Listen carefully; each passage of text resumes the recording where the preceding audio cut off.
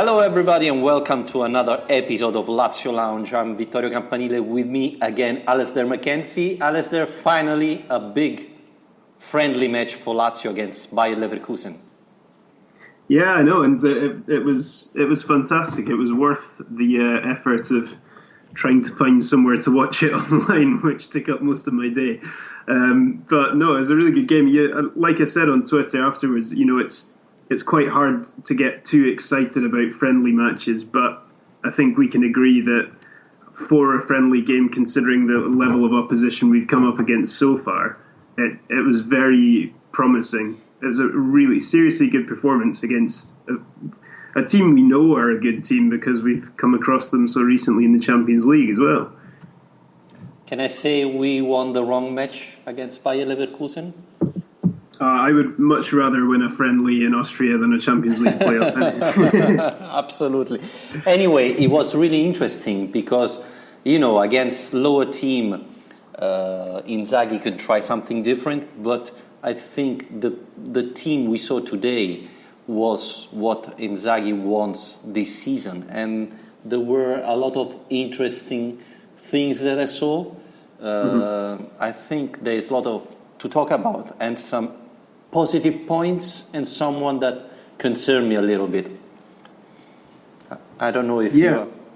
I mean, like you say, it's interesting to get an idea of what Inzaghi's thinking, because we've looked at various things from the game so far, such as the obvious example is Luis Alberto playing in Bilia's old position, and we've kind of wondered how long that's going to last. But the fact that he was again played there today against a much more talented midfield, and arguably was one of our better players today. I think he did well there. Didn't look out of position, didn't look out of place, and so now you do start to think perhaps that will be his role this season, rather than him just filling in while we're waiting, for a more obvious player to come and take his place. But it was something we've been asked about because Rami Al-Jendi, we're going to hear his name a lot today because he sent a lot of questions, but he was asking us about how Luis Alberto played and if he's got a genuine chance to be a starter next season. I would say on the evidence of today, he absolutely has a very good chance. I don't know what you made of his performance today, Vittorio. I was surprised because I thought playing with a 3 defender and 3 midfielder, he would be the midfielder closer to Immobile and Felipe Anderson. Instead, Milinkovic was that type of player. He was really playing in Biglia position. And to be honest, I saw him making a couple of very good tackles. The first goal came from a nice pass he did. So I was surprised for his performance. Still, and this is my biggest question, especially in the first half, Lazio struggled a little bit in counter-attacks, especially because if you play with Milinkovic and Murcia, they both tend to attack. So Lazio was often struggling because it was Luis Alberto versus 2 Bayer Leverkusen player and then only the defender. So that's my biggest question at the moment. He played well, but maybe with Lucas Leiva near there, it could be a better option. Even though, I don't know if you agree, I like very much Murcia today. I thought he had a very good performance. In the first half, he was incredible. He allowed Immobile to score, but 10 minutes before, he made another great assist, stealing the ball from a player in the midfield and go all the way to the net and serving an amazing ball to Immobile who missed it. So, again, Murcia was one of the surprise, and I think he's proving that he can play this season.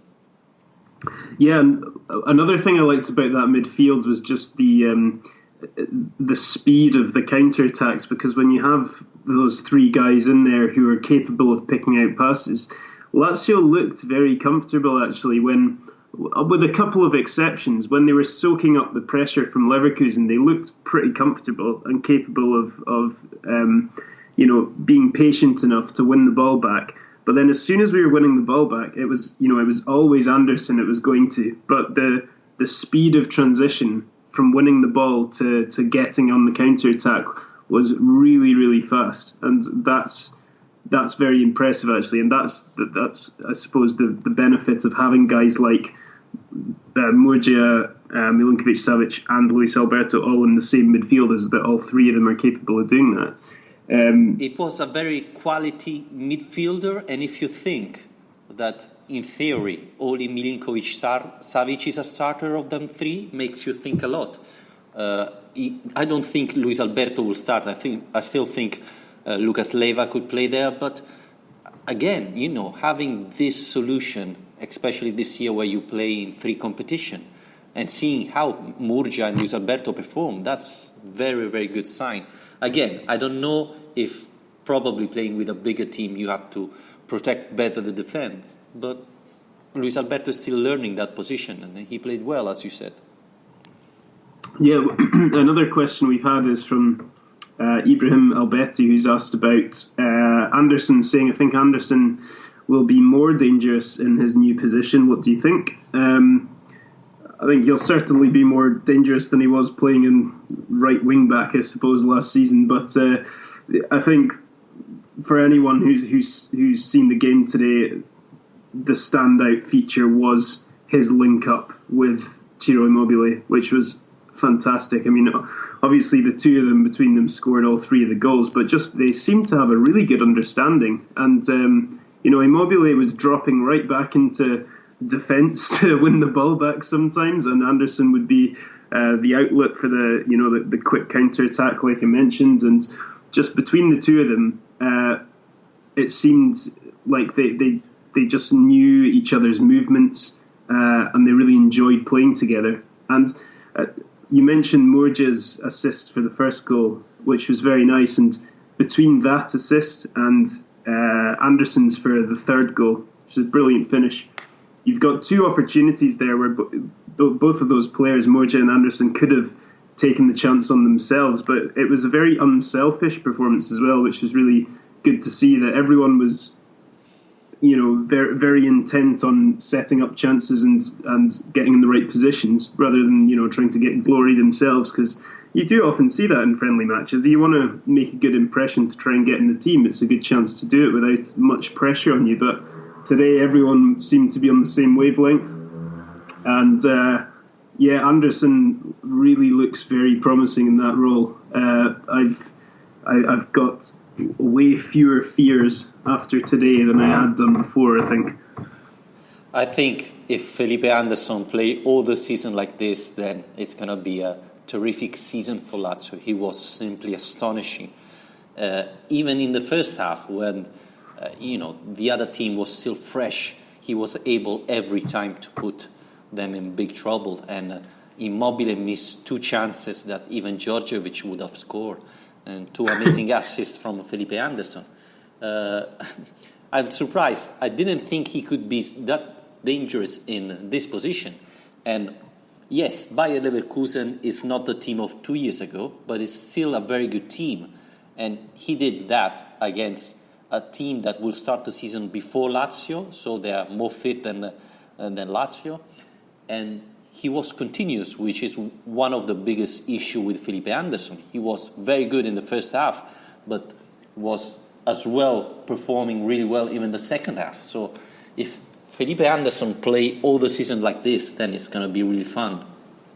Yeah, and I think a player like that, given his speed and how hard he is, you can see the defenders as they were backtracking with him running, they just look terrified by him. And a player like that, he needs space, doesn't he? And when he's out on the wing, you've got a bit of space to run into. But when he's playing in that central role today, he gets fed the ball and he has the whole pitch in front of him. You don't know which way he's going to go. And actually, that kind of, that free role he was given today, that really suits his attributes really well. And probably starting from the middle instead of from the left or the right makes him even more dangerous, because he can go both sides, and if you backtrack too much, then he's in the net. So It was really, really promising. I think that was one of the key things we wanted to see, especially considering that Keita probably won't stay that longer.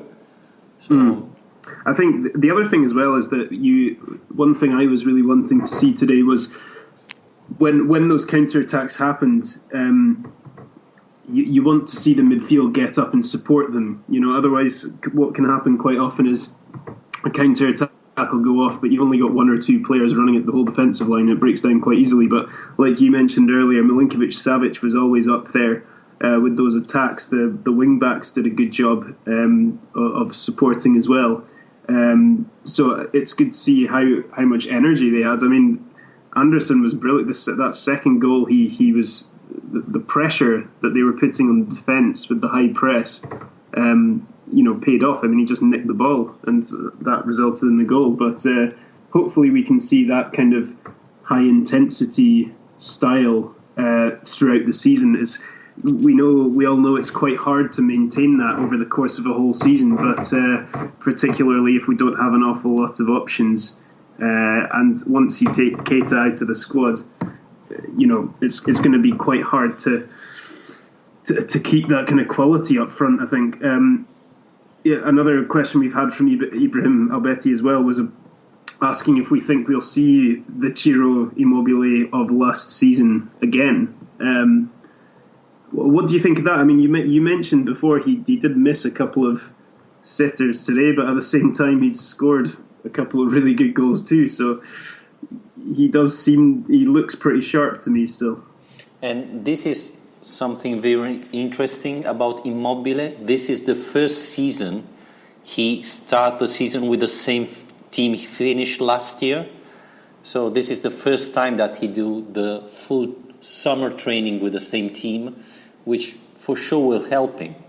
And really? Yeah. The first time ever? Yeah, because he went to Torino, then he went to Borussia Dortmund sell him in Spain, then he came back, etc., etc. So it's very interesting, and that for sure will help him. Again, he didn't start very well, but as you were saying, he tracked back and went in our midfield to recover a couple of goals, and in the second half he was much better. So I think he's going to continue to perform, especially if he have a player like Felipe Anderson near him, who's going to provide him a lot of assists. So,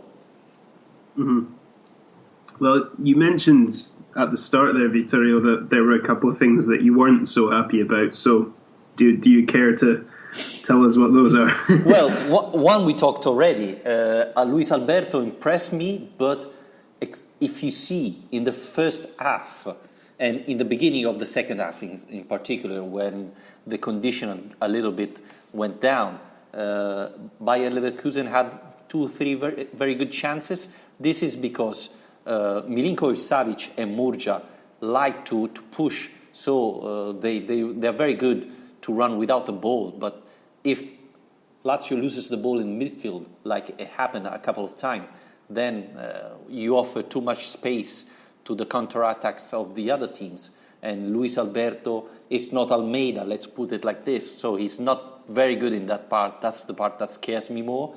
And Wesley Hood didn't convince me today, especially in the first half. He struggled a lot.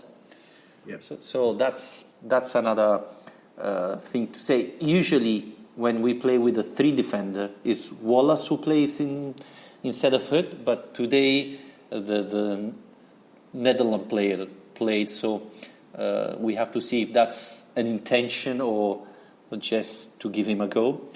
And then you saw it today when Immobile went out, Palombi came in, and I was pleased about Palombi, but it wasn't the same performance of Immobile, so we're missing something there. Yeah, I wanted to mention as well what you've just said about Wesley Hood. Actually, I think we saw this last season when Inzaghi used the back 3, that he would quite often drop Wesley Hood out of the team for those big games with the back 3, and it seems to me after today well, it has seemed to me for a while that if he is going to play in that back three, he kind of has to be the defender in the middle. I think he just doesn't seem to be mobile enough. He looks a bit error prone. He looks like he's about to make a mistake at any given moment. When he's playing on the left, he was today, and I think it's because he's, pace and agility aren't two of his greatest strengths. So I think he's in that back three is probably more of a backup to De Vrij at the moment. I feel a bit safer with him in that central position because he can also pass as well. So the other thing that was slightly alarming in the defence was their insistence on playing it out from the back, which is fine. I prefer teams to play it out from the back, but a couple of times you're seeing them passing it around with the Leverkusen players bearing down on them, and it was quite, they came quite close to losing the ball in very dangerous positions on a couple of occasions. So I think perhaps against bigger teams you might not get away with that so much. So, but it was good to see that they did, like I said, manage to soak up so much pressure from a pretty good attack, and disappointing that they scored with the last kick of the game. But yeah, absolutely. But defensively, it was a good performance from Lazio, and Strakosha made a couple of very good saves as well. So on the whole, defensively still very positive. One thing I don't know if you noticed, especially in the first half, when the defender had the ball, they hardly pass it to Luis Alberto, which should be, in theory, what they should do. De Vrij passes the ball to Luis Alberto, who should be the playmaker, and then he passes the ball to the others. Instead, I saw most of the time De Vrij, Hurt, trying more the wing, so Basta and Lulic, more than trying to pass it to Luis Alberto or going deep. I don't know if this is something Simone Inzaghi wants, or maybe the team still didn't work out very much this solution, because before it was Biglia coming for the ball and they often rely on him, so now it should be Luis Alberto doing it, but I didn't see him. He was there, but I never saw the defenders passing the ball to him directly. Yeah, I mean, I suppose it was Lazio could be a bit predictable before, though, with that, because everybody knew the ball would go to Biglia and he'd just get his head up and try and work out what to do next. So it's not necessarily a bad thing in my eyes that they are using different outlets, and that's another brilliant asset of Milinkovic-Savic, is that he's, when Hurt was under pressure a couple of times, he was capable of just getting a high ball, and Milinkovic-Savic, because of his frame and how big he is, he's capable of actually winning things in the air and being strong enough to hold it up. So you do have a few options of where it can go. On the topic of the wing backs there, though, the one issue, I do have an issue with Lulic at left wing back, in that he's fantastic in terms of his energy and his engine.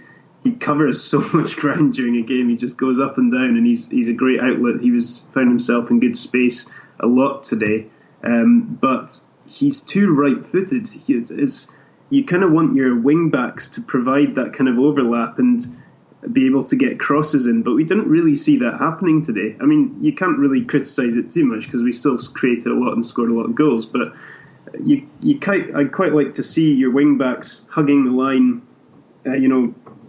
charging into space and putting some crosses into the box. But Lulic, when he got into those positions, every time he cuts inside onto his right foot and plays it in field, which you can do, but I quite like to see a bit of both. You didn't see Basta as well getting up the line that often. I don't know if that's something you notice as well. I mean, perhaps it's intentional, because when you've got Immobile and Felipe Anderson in the box, they're not going to win many headers. But I think just to give you a different dimension, it would have been good to see that happen a couple of times.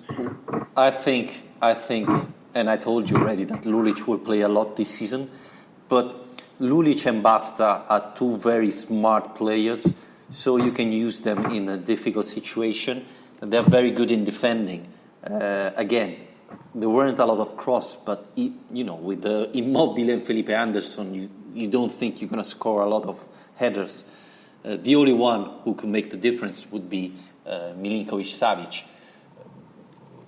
I was curious because I wanted to see Marusic and starting. I thought I was surprised a little bit he didn't play, but again, I think especially now with big teams, Simone Inzaghi wants to play with experienced players like Basta and Lulic. I think this is going to change during the season, especially when Lukaku is going to be fit. I believe that Lukaku and Marusic will be the starters in the 3-5-2, and they could be. Marusic in the last 20 minutes of the match was simply amazing. He did a couple of things that really impressed me. So I think he's going to have more chances to play. Yeah, I mean, you can imagine that's a very attacking team, isn't it? Having Marusic and Lukaku in the same team you're probably more likely to see that against the smaller clubs, because it's quite an attacking lineup doing it that way. Yeah, or at least if you're playing that, then you probably need Lucas Leiva in the team to hold a bit. Yeah, absolutely. With Luis Alberto, Milinkovic, and Murcia, it was too offensive team, especially if you had Marusic and Lukaku. So I think that's one of the reason why they didn't play. Yeah. Well, I think it's probably time we moved on to the next kind of big talking point of this week, which is because we've just had so many questions and comments about this, really. Made the mistake of asking people what they thought of Felipe Caicedo coming to Lazio. It's not actually been made official yet. There's problems with there not being space for another non-EU player in the team at the moment. But it looks like Caicedo is a Lazio player, or will be. But there's quite a lot of people who aren't very impressed by this signing, given the fact that he only scored 2 goals last season. Vitorino, his record's worse than Filip Djordjevic's. Do you think this is just another case of Tare finding a cheap option, or is there something they see that we don't? We talked about this already in the other episode. You remember I always said Lazio needed a physical striker, but I was pointing on Zapata. I thought that would be the best option for Lazio, because he knows already Serie A. He proved to be a quality player. Yeah, he wasn't amazing with Udinese, but with that team would have been very complicated for him. So I think Lazio needed a player like that, but if I was Tare and I had the money, I would have tried to get Zapata instead. Especially, when you talk about Azmoun, that it's a very, very interesting player who can become a real star in a couple of years, and then instead you buy Caicedo. You're not going to make fans happy, because finally you're talking about a very interesting player, and then you buy another player who in the last years didn't perform that well. He has some qualities. He's strong, he's physical, he's also fast. So, there are some traits that are interesting. There's still the question mark why he didn't perform that much in the last year. It's funny because in Italy there have been experts saying, wow, that's a terrible signing, and others say, wow, that's a very good signing, he's going to perform really, really well. So I don't think, like some have said, he's worse than Djordjevic. I think he brings something new to the table that could give more option to Lazio.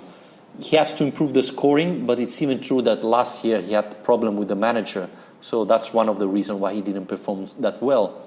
Again, if Inzaghi wanted him, then he's going to be able to make him play better. If instead it's something that Tare brought in because wanted a cheap option, then that's going to be difficult to see him performing really well. And I hope that this means that Djordjevic is leaving and not Palombi. Palombi played today. He's still young. He still has to improve, but he can be a very interesting option to have in the team. Yeah, we've had some, positive comments from people as well. Who we've had Michael Di Mascio, who's on the show a couple of weeks ago, has said that he's among friends who've said we're getting a real bargain in Caicedo. He can be very strong for us.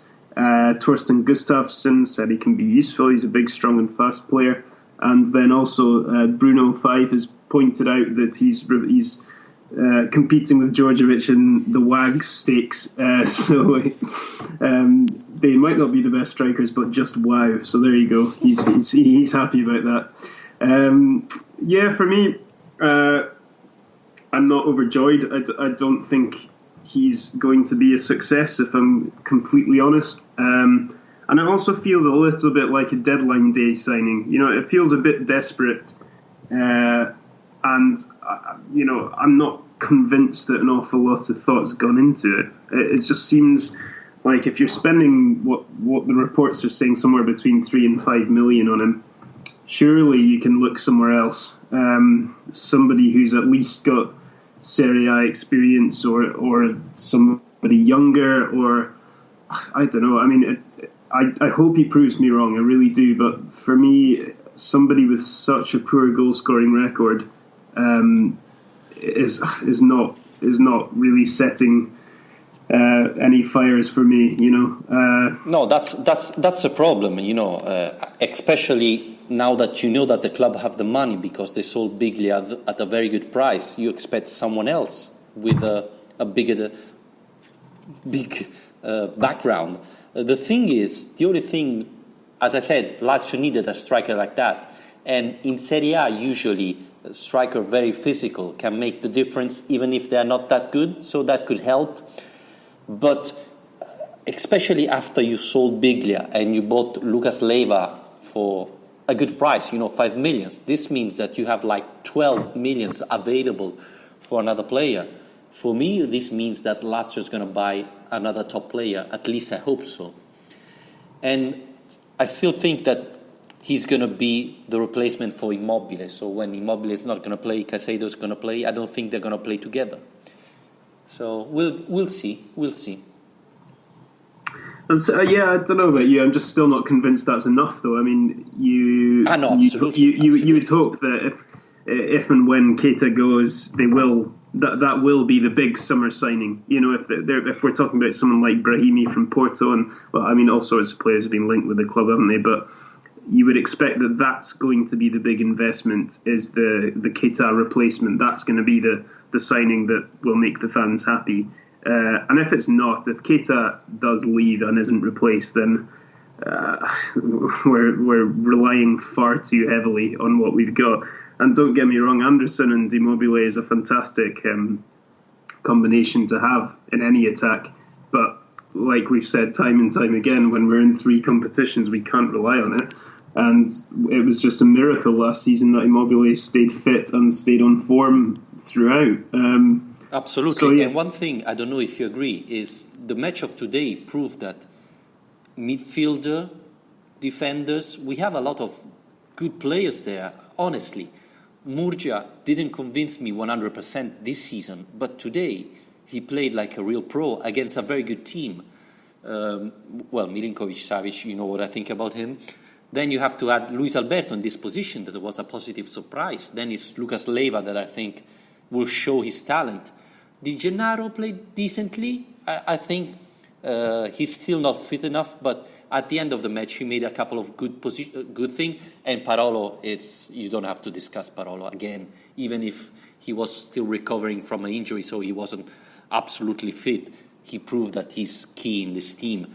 So if you play with a 3-5-2 and you have already 6 options in the midfield, that's very interesting. And one thing we didn't talk, and I think no one asked question about, I was impressed about the defender, the young defender that came from that played in the second half. How it's called, Luis Felipe. Mm-hmm. I think he played really, really well. He impressed me. He doesn't look like a youngster. He was, he made a couple of tackles in the midfield with authority. I was really, really impressed. He can really become handy in the season. So what we are missing is in front. Again, Immobile and Felipe Anderson were astonishing. But then there is Keita and Palombi. That's not enough. Absolutely. And even with Caicedo, especially if Keita leaves, I think we need another player there. And I hope they'll keep Palombi so they give him some chance to play. But I still believe that you need another striker there, especially knowing Inzaghi that he wants to switch, maybe play 3-4-1-2 or 4-3-3, you know. So you need another option there. And I mean a big option, especially now that you have the money. Yeah, I mean, I couldn't agree enough. I mean, whether we do or not have the money is another question, I suppose, given the comments from Marco Fassoni this week about Lucas Biglia, and it sounds like him and Leonardo Bonucci have still not actually been paid for. I mean, they will be quite soon. You do wonder. If that's a problem. This was one of the questions from Stefano Forte from our Facebook page that I want to thank. It's not 100% correct. What's happening is Milan can record these players in the Lega Serie A because as they spend too much, they want some warranties from someone else to confirm that Milan is able to sign to the football, to the Serie A. I'm old and I remember, unfortunately, something like 15 years ago that Roma had the same problem 17 years ago. So it's not that the club didn't have the money to pay Lotito. They already paid it. The problem is that Lega Calcio wants warranties that Milan is not only to pay the players, but able to pay the wages, etc. during the season. Otherwise, they're going to struggle. So there's no chance that Biglia will return to Lazio. No chance. The only problem is Milan didn't make these warranties, so they can't sign them for playing for the club. But they are AC Milan players, both of them. So that's not a chance of seeing Biglia coming back. Yeah, I think this kind of came up because they had their Europa League game this week, wasn't it? And he wasn't in the squad, but I think from the comments I've read, anyway, it seems like in a couple of weeks he definitely will be. So yeah, like you say, there should be funds available. There should be funds that are being spent, and yet again we're about 13 days away from the Supercoppa now, and still desperately in need of players. We've got one other player to talk about, I suppose, coming in, which is Martin Caceres. Well, not really coming in, but it's a bit of a strange deal, this one. We've had a question from Bruno 5 about this as well, asking for our thoughts on the Caceres deal. Lazio signing him, they're going to Verona until January, possibly. It's a bit of a strange one, isn't it, Vittorio? He's a very useful player, I think, for Serie A teams because of his versatility and his knowledge of the league, I suppose. He hasn't played an awful lot of football for the last couple of years, but I still think he'd be quite a useful signing for Lazio. But it's a bit of a strange situation around it that we kind of signed him without signing him. He's a great player. He's really a top player. The problem is he's completely nuts. So he likes driving expensive cars into lampposts. I think it's one of his. I think he had a lot of problems outside the pitch. That's why Juventus allow him to leave. And I think as a signing is perfect because you're signing for free a theoretically top player. Of course, he's not fit because he didn't play last year. So he's not in condition to come and play. So give him to Verona. That could be a very good option. So they can put him, he could start training there, get fit, and then in January you see. If he's performing again like he usually did in the past, then Lazio could get a very good signing in January. If he's not fit, then you'll keep it to Verona for 1 year, see what happens afterwards. I like this signing, honestly, because I like the idea, it's a little bit like Lucas Leiva. You're buying this player that didn't play, that have a chip on the shoulder and they want to prove that they are still quality players. And Caceres, for sure, is a very good player. The problem, a little bit like Keita, it's outside the pitch. So let's see. He has 6 months to get back in condition with playing for Verona, and then we'll see. But he could become very, very handy for the rest of the season.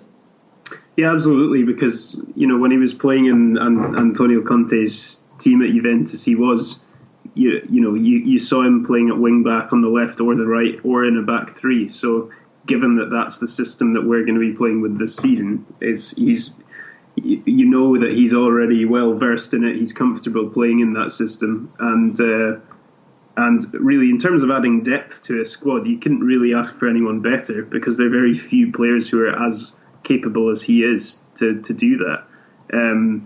But yeah, I mean, it's perhaps a good thing in a way to see someone who's coming back from some time out of the game to see how he gets on in Serie A for the first half of the season. I think we're well covered enough, like we've just been talking about in defence. So we're not desperate for him. It'd be useful to have him, but we can keep an eye on him at Verona and see how he gets on. We've had a few questions about various other transfer things, Vittorio, but one of the main subjects is about people on the way out, I suppose. Surprise. Yeah. So Sally Zamani is asking about Djordjevic, Mauricio and Perea, if they'll leave soon and where. And we've also had people asking, Sean McIntosh was asking about Ricardo Kishna. Yeah, I mean, those Federico Marchetti, that's another one who's come up this week. So a few players to get through here.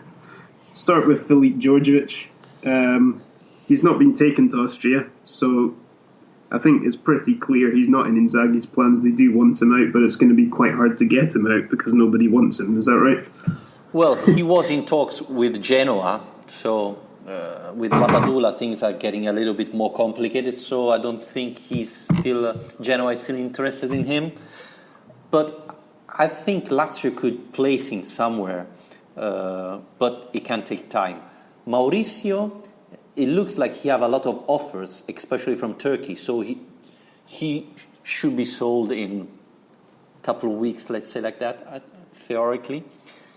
Kishna, it's Mauricio, I think he's training alone at the moment, isn't he? So he is very much on the way out. I think we can expect that to happen pretty soon. Well, that was a little bit strange because he said he didn't want to play with Lazio anymore. He wanted a bigger team. I think he wanted to say, I want to play in a team where I'm a starter and not in Lazio where I sit on the bench and play eventually. But basically, this is the reason why he's not training with Lazio. Kishna is a little bit of mystery because I understand that in a 3-5-2 he is a little bit penalized like Lombardi, like Inzaghi said. But I still think he's a quality player who can come handy. It looks like, again, as usual, the rumors that Kishna was already sold to Benevento weren't true. Kishna didn't want absolutely to move to Benevento, so he's not going to go there. He was on the bench today, if I'm not wrong. I think that he's one of the players that could stay and could play. Perea, again, I mean, he had a very good season the first year with Lazio, and he's not worse than Djordjevic. So if I have to choose, I would keep Perea. But he's probably he's going to sign for another Spain league team this year. Then there is Minala, who's looking for a Serie A club, but has already a deal with Salernitana, so eventually he will finish there. And Marchetti is going to be the biggest challenge because it looks like all the position in Serie A filled. So I don't know if he wants to go in Serie B to play. Yeah, it's an interesting one with Marchetti, isn't it? Because it's not like it's not like he's come off a season where he's been an utter disaster or where he's come off a season where he's hardly played. He played quite a lot of games last season. He was the number one. It was more just his injuries that allowed Strakosha into the team. So it's surprising, and he's not that old for a goalkeeper either. So I think it's a bit unfair the way that he's being viewed here. He's not suddenly become a terrible goalkeeper. I think it's not that the problem, honestly. I think the problem is his mindset. He stopped playing like in January, and the news I had was that he was fit, but he was not 100% sure. So he couldn't train because he said he could feel the pain. But clinically he was fit. So I think after, and wasn't the first time that happened with Marchetti. It happened already in the past years. So I think Lazio is fed up with that. They gave him plenty of chances. So it's strange because I still thought that he could be, in the bench behind Strakosha, but probably Marchetti didn't like that option. So that's why he's not training with Lazio. I think the other thing, just going back to Djordjevic again for a second, is we have to remember not nearly as big a deal has been made of it, obviously, but his contract is also up next summer. So at this stage, even with this non-EU player situation actually becoming a bit of a problem in the market, then it wouldn't be the end of the world to even just get him out on loan for a season, as long as his wages are being paid for by someone else, and then he can just leave on a free at the end of the season. So it doesn't necessarily have to be, a sale. Obviously, that's preferable because you can actually try and make some money back from him. But knowing Lotito, I think that's where he wants to go. He wants to make the money out of everyone. That probably brings to the biggest question: what's going to happen with Keita De Vrij? Because as far as I know, there have been no talking of renewing the contract of Keita. Now, the latest rumors are that no decision will be made for Keita before the Supercoppa Italiana, so he will be a Lazio player till that point. But afterwards, things can change. Now, the offers on the table are not good enough for Lotito. What's going to happen? He stay for Lazio this season and then going out free next summer? Would you like that? No, I mean, I've said before I wouldn't like that just because you don't really want a player who's not wanting to be there anyway. It's that simple, really, for me. You can see. Keita came on today and he looked quite good. He put the defence on the back foot, and he's still a part of this squad. But you don't really want a player who is going to be leaving. If we got to January and could somehow sell him then, the good thing about the January transfer market is that teams get desperate, and if they see that Keita is available and he's been playing up until that point, then you do wonder if we might be able to get a deal, particularly from the Premier League. It would be absolutely ideal end to the saga for me if he went to either the Premier League or to Monaco. But again, his agent has been on Twitter this week saying that the stories that Monaco have been told to make an offer aren't true. So who knows who to believe again. I think Keita wants to stay in Serie A, so that's one of the biggest problems. And the thing is, I'm not convinced he wants to leave. It's more the club that wants to sell him, because I think in the last month or so there have been no discussion of renewing his contract. I think there have been no talking at all. Every time we were hearing, Lotito next week is going to talk with Keita's agents, etc. This never happened. So, and you can see it as Keita is playing. He doesn't look like a player who's not happy to be here. Of course, he would love to go to Juventus. I'm not saying that he don't. But he's not sad to stay here. Now, the problem is Lazio never offered him a contract. So that's the reason why the situation is not set at the moment. We've got a list of questions here from Ramiel Gendi, a few of which we've already got through, but we might as well try and get through the ones we haven't talked about yet. One of which is Lombardi good enough, and why? Haven't seen Lombardi today. I think we've kind of touched on him before in these podcasts, and basically I think he's going to be a very useful player. But the problem you've brought up before, Vittorio, is the fact that he doesn't really have a role in this system in the 3-5-2. He's did well in a 4-3-3 playing on the wing last season, but where does he fit in here? I don't know. I'm not convinced he's going to get an awful lot of game time just because he's not a wing back, and he probably can't play as a number 10 either, as far as I know. He can play as a wing in the midfielder. He said it's not his position. He can adapt, but he's not going to be amazing.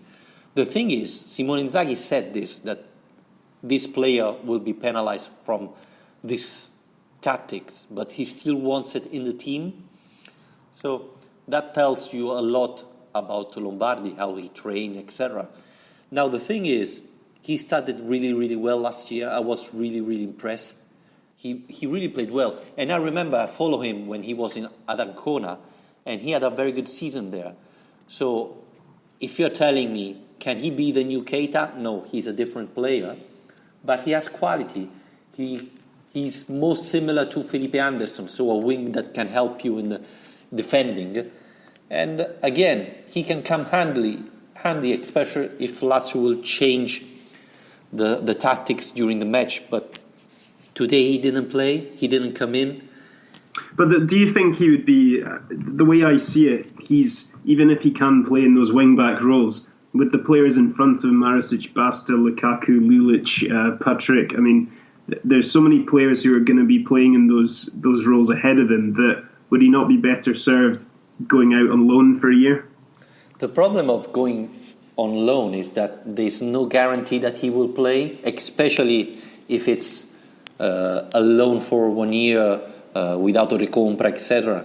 So the team that gets the player doesn't get anything if he plays. So most of the time, especially in the last year, you saw good players going on loan and never playing. So maybe he can play in front, one of the two strikers. That could be an option. He has more chances there probably to play. Well, yeah, at the moment, definitely. So just to tie up the questions from Rami, what do you think about what the scumbag Kolarov did? So Kolarov returning to Rome, to join Roma, it's a strange one because it just so rarely happens. If you compare it to the Milan rivalry, for example, the occasions when players cross the Rome divide are very few and far between, and it's astonishing to me that people choose to do it just because you're going to have such a hard time from the start. I mean, if you think about the hard time that Antonio Candreva was given when he arrived at Lazio and he hadn't even actually played for Roma. Kolarov scored against Roma in Rome derbies in a Lazio shirt, and now he's going to be detested from both sides of the city, really. So I knew he wanted to go back to Rome, so I don't believe Lazio ever looked for him. So I think he had to accept Roma offer. And he's as a career choice, it's quite a good move for him. You have to remember that, I suppose. But it's going to make life quite hard for him, I think.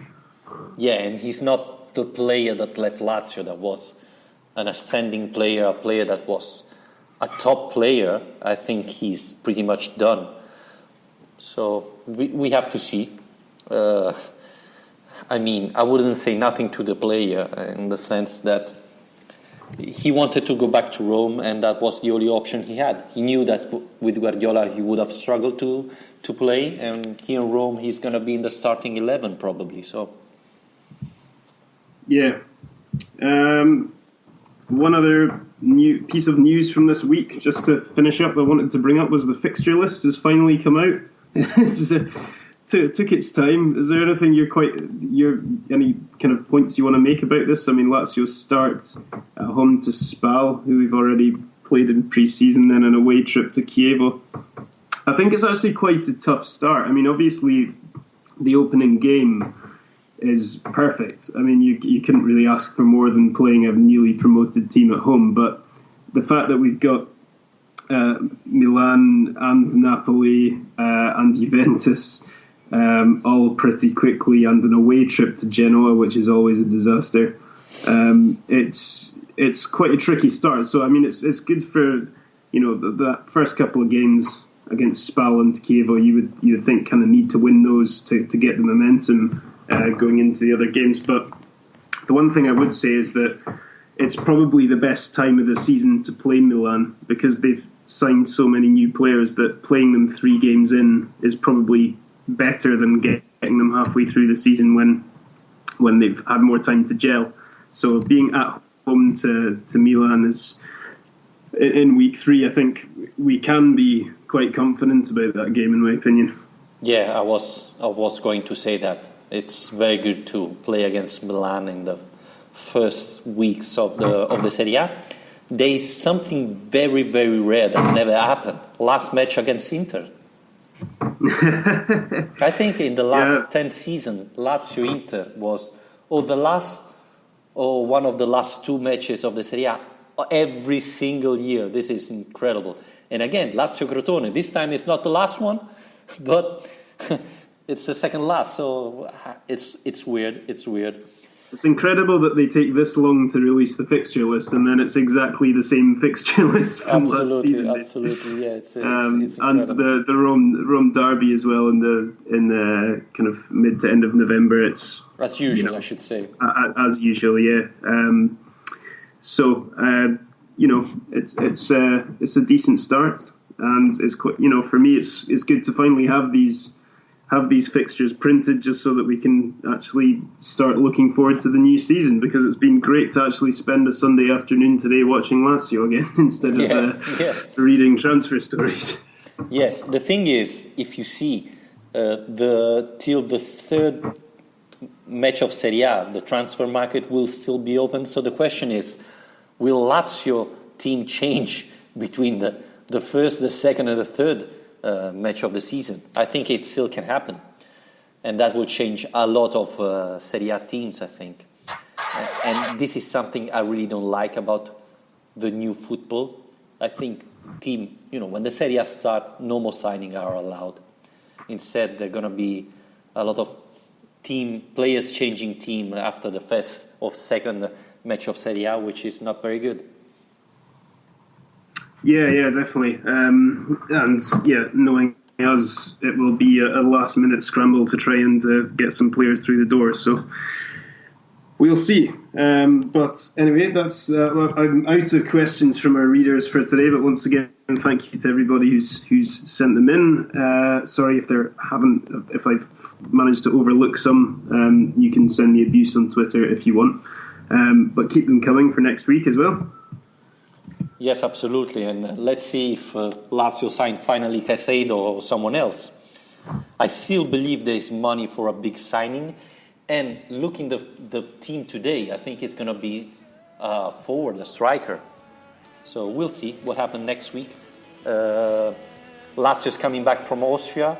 I think there's going to be another friendly this week with a low Austrian team. So let's see what happens. And thank you again. And follow us on Facebook, on Twitter, subscribe to our podcast on iTunes, watch us on YouTube, and you know where to find us. Thank you guys. Forza Lazio.